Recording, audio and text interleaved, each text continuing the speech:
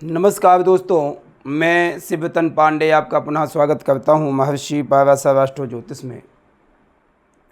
दोस्तों, हमारा जो डिस्कशन अभी तक चल रहा है वृषभ लग्न का है। वृषभ लग्न के अष्टम भाव में राहु हैं और राहु जो हैं धनु राशि के। तो आप यह भी कह सकते हैं वृषभ लग्न के धनु राशि के फल, राहु का फल, या आप यह कह सकते हैं वृषभ लग्न के अष्टम भाव में राहु का फल। जो अष्टम भाव में राहु किसकी राशि में बैठे? बृहस्पति की राशि में बैठे हैं। और बृहस्पति की राशि में जो बैठे हैं तो अष्टम भाव में बैठे हैं। ठीक है, ये आपने कहना। लग्नेश आपके शुक्र हो गए। राहु धनु राशि में बैठे हैं तो मूलंच पूर्वाषाढ़ा उत्तरापादे धनु, मूला पूर्वाषाढ़ा उत्तराषाढ़ा नक्षत्र से हमारी धनु राशि बनती है, जिसमें हमारे राहु विराजमान हैं। मूला केतु नक्षत्र के मूला के स्वामी केतु हैं और पूर्वाषाढ़ा के शुक्र हैं और उत्तराषाढ़ा के सूर्य नक्षत्र के स्वामी। आज हमें तीनों ग्रहों का देखना पड़ेगा, केतु, शुक्र और सूर्य के विषय में। राहु की जो दृष्टि है पंचम सप्तम नवम में, पंचम दृष्टि पड़ेगी द्वादश भाव को, 1 2 3 4 5 द्वादश भाव को, सप्तम दृष्टि द्वितीय भाव को और नवम दृष्टि पड़ेगी चतुर्थ भाव को। ठीक है, ये हमारी राहु की दृष्टि हो गई। यदि आप लोग कोई भी प्राइवेट डिस्कशन मुझसे करना चाहते हैं तो मेरा ये नंबर है 9814915030। इस नंबर पर आप मुझसे कांटेक्ट कर सकते हैं। हमारी लॉन्ग वीडियो का जो स्टेप बाय स्टेप चल रहा 225वीं वीडियो है। यह वीडियो स्टेप बाय स्टेप जिस व्यक्ति को सरल पद्धति के अनुसार, भृगु सरल पद्धति या सरल पद्धति कुछ भी कह सकते हैं आप, इस पद्धति के अनुसार यदि आपको बिल्कुल कुछ भी नहीं ज्ञान है ज्योतिष का, तो आप यदि सीखना चाहते तो इसको सीख सकते हैं और बहुत ईजीली आपको समझ में आएगा। एक बार आप देखिए, स्टार्टिंग से देखिए, जो हमारी स्टार्टिंग की वीडियो है उनको देखिए, तो उससे पूरा आपको बेसिक में समझ में आएगा और बेसिक के साथ साथ आपको फिर फलित ज्योतिष का अनुभव आएगा, फिर आपको मज़ा आएगा, अपने आप इंटरेस्ट बढ़ जाएगा। आप यदि सीधे इसको देखेंगे तो आपको समझ में नहीं आएगा, आप कहेंगे बेफालतू की बात है। मगर आप 2-4 वीडियो यदि बेसिक में देख रहे स्टार्टिंग की, तो अपने आप ही आपको ज्ञान बढ़ता जाएगा, आपको इंटरेस्ट बढ़ता जाएगा और पता चलेगा आपके हाँ ये चीज़ है और इस चीज़ का इसमें फ़ायदा है, इसमें मैं ज्ञान ले सकता हूँ। कहीं आपको जाने की कहीं आवश्यकता नहीं है। आप हमारे चैनल से जुड़े रहिए और जुड़ करके प्लीज़ देखिए एक बार, आपको अपने आप ज्ञान बन जाएगा। ठीक है, चलिए अब हम क्लास के ऊपर चलते हैं। देखिए अष्टम भाव में कौन सी राशि है? धनु राशि। धनु राशि का स्वामी कौन है? बृहस्पति है। बृहस्पति और राहु का कोई अच्छी मित्रता नहीं है, मगर यदि राहु को कंट्रोल करने वाला कोई ग्रह है तो बृहस्पति ही है, ये आपका ध्यान दीजिएगा। अब हम अष्टम भाव से विचार क्या करते हैं? अष्टम भाव से हम विचार करते हैं कर्जा, अचानक नुकसान, अचानक एक्सीडेंट, कोई भी काम है अचानक होना। ठीक है, अचानक लॉस, मृत्यु, गुप्तेंद्रिय संबंधित बीमारियां। ठीक है, पृथ्वी के नीचे यानी धरती के नीचे की खनन वाली वस्तुएं, गुप्त विद्याएं, ज्योतिष है, केमिस्ट्री है, वास्तु है, कि जैसे एग्जाम्पल आपको हम जानते भी नहीं, आपका कुछ नहीं पता, डेट ऑफ बर्थ भी आपके पूरे भविष्य के विषय में बता दिया, ये गुप्त बातें। तंत्र मंत्र, साधना, तांत्रिक कार्य, ये सब चीज़ें हम अष्टम भाव से विचार करते हैं। राहु भी हमें ऐसे ही चीज़ों से रिप्रेजेंट कराता है। ऐसा नहीं है कि बुध, शुक्र, बृहस्पति, चंद्रमा हमें एक अच्छे ज्योतिषी बनाते हैं। यदि आपका राहु बलवान है तो राहु भी आपको गुप्त विद्याओं का शिक्षक, गुप्त विद्याओं का ज्ञानवान व्यक्ति बना सकता है। देखिए राहु की जो ये राशि है ना, ये नीच राशि है, धनु राशि है। जो कुछ लोग वृश्चिक राशि को मानते, कुछ धनु को मानते। मेरी जो मानना है वो धनु का है। धनु राशि राहु की नीच की है, तो ये स्वाभाविक है कि यहाँ पर हमें बीमारियां आएंगी, असाध्य बीमारियां आएंगी। और जीवन काफ़ी क्रिटिकल रहेगा, काफ़ी दिक्कतें आपको आएंगी। राहु वृषभ लग्न में वैसे कुछ राशियों के लिए बहुत बेहतर है, मगर अष्टम भाव के लिए उतना अच्छा नहीं है, क्योंकि धनु राशि आ गई और वहाँ के स्वामी बृहस्पति हो गए। इस कारण से सबसे पहले हम आयु देखते हैं। देखिए, आयु के लिए हमें अष्टम भाव, लग्न भाव और शनि का विचार किया जाता है। अष्टम भाव के स्वामी का विचार, तो यानी बृहस्पति की यदि पोजीशन अच्छी है, लग्नेश अच्छा है, तो उसमें यह स्वाभाविक है कि आपकी पूर्ण आयु होगी। ठीक है, उसमें शनि का भी रोल होता है, क्योंकि शनि अष्टम भाव का कारक है।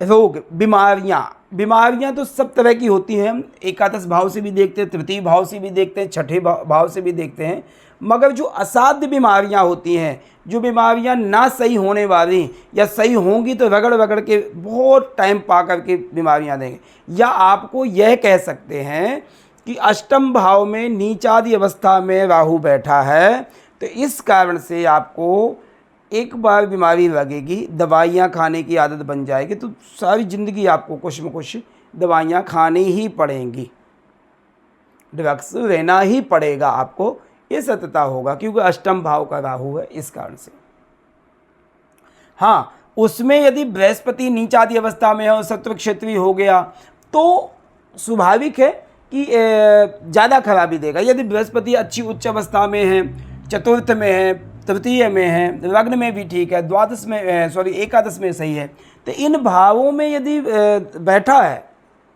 बृहस्पति, तो बीमारियों को कम करेगा, गैस्ट्रिक प्रॉब्लम आदि आपको देगा। गैस्ट्रिक प्रॉब्लम से बीमारियां बढ़ती हैं, स्वाभाविक है। बीपी भी हाई हो सकता है आपका, यदि गैस आदि बनती है तो बीपी हाई हो सकता है, शुगर की प्रॉब्लम भी हो सकती है गैस से आपको, मगर ये अचानक क्रिटिकल बीमारी नहीं आएगी यदि बृहस्पति आपका अच्छा है। तो राहु का जोर वहाँ पर उतना नहीं लगेगा, क्योंकि अष्टम भाव का स्वामी बृहस्पति है। ऐसा व्यक्ति अष्टम भाव में यदि राहु बैठा है, तो ससुराल पक्ष से धन लेने के लिए हर समय उसकी सोच होती है। वैसे किसी के साथ भी कोई भी हो, तो उसको ये मतलब होता है कि अब मैं इसका धन कैसे लूँ, चाहे हेरा फेरी से या प्रेम से, स्नेह से। राहु को वैसे प्रेम स्नेह करना तो आता ही नहीं है, तो किसी भी प्रकार से झूठ बोल के, चाहे जैसे भी। तो ऐसा व्यक्ति के यदि अष्टम भाव में नीचादि अवस्था में राहु बैठा, बृहस्पति अच्छा नहीं है, तो यदि बृहस्पति अच्छा है तो फिर इन सब चीज़ों के लिए उतना नहीं होगा। नहीं, ऐसा व्यक्ति ससुराल पक्ष से, कि सप्तम से द्वितीय भाव में का स्वामी है राहु, तो ससुराल पक्ष से धन कमाने का, धन लेने का इच्छुक होगा। ऐसा व्यक्ति सोचता ही रहेगा कि यार मैं जाऊं तो मुझे कुछ न कुछ मिल जावे, या वहाँ से मैं किसी को झूठ बोल के या किसी भी प्रकार से मैं धन कमाने की कोशिश करूं, उनसे लेने की कोशिश करूं। दूसरी बात, आपने क्या करना है, राहु की स्थिति को और सुधारने के लिए हमें लग्न भाव को भी देखना बहुत ज़्यादा जरूरी है। यदि लग्न भाव का लग्नेश शुक्र हमारा सॉलिड है, तो काफ़ी हद तक आपको सुधार, उसमें भी राहु का बुरा प्रभाव जो होगा थोड़ा कम हो जाएगा, यदि लग्नेश हमारा सॉलिड है तो। अष्टम भाव से हम गुप्त विद्याओं की बात करते हैं, ज्योतिषी है, पॉमिस्ट्री है, वास्तु है, तांत्रिक विद्या आदि है। ये बात का ध्यान देना कि यह अष्टम में राहु बैठता है, व्यक्ति ऐसा बड़ा फेमस भी हो सकता है, मैं नहीं कहूँगा फेमस नहीं होगा, फेमस हो सकता है, मगर जब बृहस्पति यदि स्ट्रॉन्ग है तो ऐसा व्यक्ति परमार्थ काम का, चल कोई बात नहीं, हमारा काम है दूसरा व्यक्ति सही हो जावे, हमें वही अच्छा है। मगर ऐसा व्यक्ति जो होगा बिना धन के कोई कार्य करने वाला नहीं होगा। मतलब यदि कोई झाड़ा भी लगाना है, कोई नज़र दोष उतारना है, कोई तंत्र विद्या करनी है, तो वो उसकी फीस होगी, पैसा देगा, खींच के पैसा देगा, जब ही आपका काम करेगा। इन विद्याओं का ज्ञान हो सकता है, ज्योतिष का भी, पॉमिस्ट्री का भी, वास्तु का भी और तंत्र मंत्र विद्याओं का भी ज्ञान हो सकता है यदि राहु अष्टम भाव में बैठा, क्योंकि गुप्त विद्याओं का ज्ञान है और राहु को ये सब चीज़ें पसंद है। ऐसे व्यक्ति के जीवन में आपत्तियाँ, परेशानियाँ, असंतुष्टि, मानसिक तनाव, दूसरे को परेशान करना, ये सब चीज़ें राहु को भाता है, राहु कर सकता है। राहु की जब भी दशा, अंतर्दशा, प्रत्यंतर दशा आएगी, शारीरिक कष्ट परेशानियां आपको आएंगी। उसमें बृहस्पति का रोल मैं बार बार आपको कह रहा हूँ कि यदि बृहस्पति अच्छा है तो काफ़ी हद तक आपके दुखों का कारण, दुखों का परिस्थितियाँ सुधार होंगी। लग्नेश अच्छा होना चाहिए और अष्टमेश अच्छा होना चाहिए आपका। राहु की पंचम दृष्टि कहाँ जाएगी? द्वादश भाव को, मेष राशि को जाएगी। वो भी कौन सी राशि है? मेष। वहाँ का स्वामी कौन है? मंगल। मंगल और राहु का कोई मित्रता नहीं है, ठीक है। द्वादश भाव में दृष्टि जब डालेगा मंगल, यदि कुछ अच्छी पोजीशन में फिर तो ठीक है, नहीं यहाँ अपव्यय, व्यसन करना, गलत सोसाइटी में जाना, ऐसी चीज़ों को, हॉस्पिटल आदि में जाना, धन खर्च करना, बीमारियों में धन खर्च होना, इन सब चीज़ों को राहु रिप्रेजेंट करेगा द्वादश भाव की दृष्टि के साथ साथ में। सप्तम दृष्टि देखी जाए तो तृतीय भाव में जाएगी। यहाँ पर केतु होंगे, नीचादि अवस्था में होंगे, तो वहाँ केतु का भी प्रभाव काफ़ी बुरा होगा, कोई उतना अच्छा नहीं होगा। कुटुंबीजनों से आदि, पारिवारिक जीवन से, वाणी में मधुरता नहीं है, इन सब चीज़ों को सप्तम भाव की जो दृष्टि है, सप्तम दृष्टि है जो द्वितीय भाव की, वो राहु को आपको इफेक्ट डालेगी।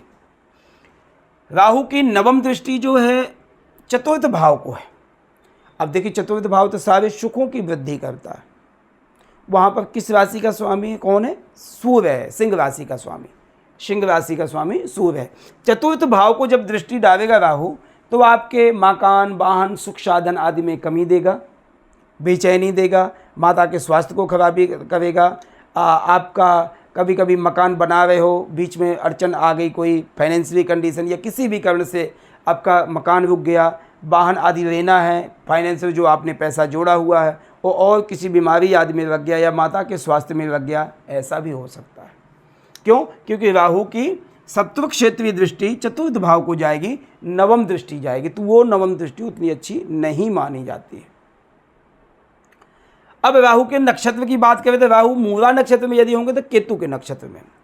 अब वो मूला नक्षत्र कोई बहुत अच्छा नक्षत्र नहीं है, संघर्षों के साथ, तो अष्टम भाव भी संघर्ष है, राहु भी संघर्ष है, तो ऐसा व्यक्ति जीवन भर संघर्ष करता है। जाके 48 के बाद यानी 48 वर्ष के बाद, 42 ज़्यादातर 42 या 48 वर्ष के बाद ही आपको ग्रोथ मिलेगी, आपको कुछ में कुछ बेहतरी, कुछ शांति मिलेगी। नहीं ऐसा व्यक्ति भटकता ही रहता, मन भी अशांत रहता, बीमारियों से ग्रसित रहता, पारिवारिक जीवन से परेशान रहेगा, ससुराल पक्ष से भी नहीं बनेगी, ससुराल पक्ष में भी जो लोग होंगे उनसे भी कोई अच्छे संबंध नहीं होंगे।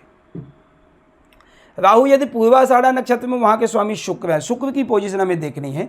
यदि इस चार्ट में शुक्र, मैंने पहले कहा हुआ है, शुक्र यदि सॉलिड हैं तो ऐसे व्यक्ति के जीवन में कुछ बेहतरी होगी, आत्मिक शांति, स्वास्थ्य आदि के लिए, पारिवारिक जीवन के लिए, पति पत्नी का स्नेह प्रेम आदि के लिए वो शुक्र कंट्रोल कर देगा यदि पूर्वाषाढ़ा नक्षत्र में राहु हैं।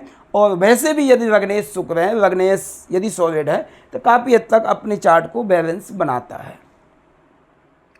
राहु यदि सूर्य के नक्षत्र में, उत्तराषाढ़ा नक्षत्र में है, तो देखिए सीधी बात यह है कि सूर्य कहाँ के? चतुर्थ भाव के स्वामी। चतुर्थ भाव का सुख भाव का स्वामी है, तो अपने चतुर्थ भाव को सॉलिड तो राहु सूर्य बनाएगा ही बनाएगा यदि अच्छी पोजीशन में है। क्यों? क्योंकि राहु की दृष्टि भी है, चतुर्थ भाव को बिगाड़ पैदा कर रहा है, सुख साधनों में कमी दे रहा है राहु। ऐसा नहीं है कि पूर्णतया से वो अच्छा ही फल देगा, वहाँ अच्छा फल नहीं देगा। इस कारण से यदि सूर्य की नक्षत्र में राहु हैं और सूर्य की पोजीशन अच्छी है, सूर्य जैसे एग्जाम्पल मकर के बैठे हैं, लग्न में, चतुर्थ में बैठे, पंचम में बैठे, तृतीय में बैठे हैं, एकादश में बैठे हैं, तो यहाँ पर सूर्य अच्छे होंगे। उन भावों को अच्छी पोजीशन करने के लिए सूर्य अच्छा बैठा होगा तो राहु का बुरा प्रभाव चतुर्थ भाव में नहीं जाएगा, जिससे आपके सुख साधनों आदि में, वाहनों आदि में, माता के स्वास्थ्य आदि में कमी नहीं आएगी। आगे भाई यदि देखा जाए तो राहु यहाँ पर उतना इफेक्ट नहीं करेगा, मगर जीवन शैली को पेट भरने के लिए ऐसी गुप्त विद्याओं का काम ही करने की कोशिश करेगा ऐसा व्यक्ति, या रिसर्च में जाएगा, कहीं भी टेक्निकल में चला जाएगा। टेक्निकल आजकल बहुत अच्छी चीज़ है, पढ़ने में उतना तेज नहीं होगा मगर वैसे स्मार्टनेस बहुत होगी, ऐसे शार्प बुद्धि बहुत होगी, जैसे कंप्यूटर सुधारना, मोबाइल को सही करना, कोई भी नई नई टेक्नोलॉजी को देखना, खोल के सही करना, ये सब चीज़ें राहु को अच्छी लगती हैं, कर सकता है। ठीक है, तो ये हमारी डिस्कशन थी वृषभ लग्न के अष्टम भाव में राहु का फल। जो राहु यहाँ पर सीमित फल, अच्छा फल उतना तो नहीं देगा, उसमें हम डिपेंड करते हैं बृहस्पति और शुक्र पे। यदि बृहस्पति अच्छी पोजीशन में है, बृहस्पति अष्टम भाव को दृष्टि डाल रहा है या अच्छी पोजीशन में बैठा है, तो आपको फ़ायदा करेगा बृहस्पति, और राहु का बुरा इफेक्ट को कम से कम करने देगा। यह है हमारा अष्टम भाव के राहु जो धनु राशि में बैठे, उसका फल हमने आपको बताया। प्लीज़ यदि आप मुझसे कोई प्राइवेट डिस्कशन कर सकते हैं तो ये 9814915030 इस नंबर पे आप मुझसे कांटेक्ट कर सकते हैं। और मेरी आपसे रिक्वेस्ट ये है कि आप प्लीज़ हमारे चैनल को सब्सक्राइब करें, कमेंट करें, बेल आइकन की बटन ज़्यादा से ज़्यादा दबाएं, जिससे आपको ज्ञान होवे और हमारे चैनल की ग्रोथ होवे। धन्यवाद, नमस्कार।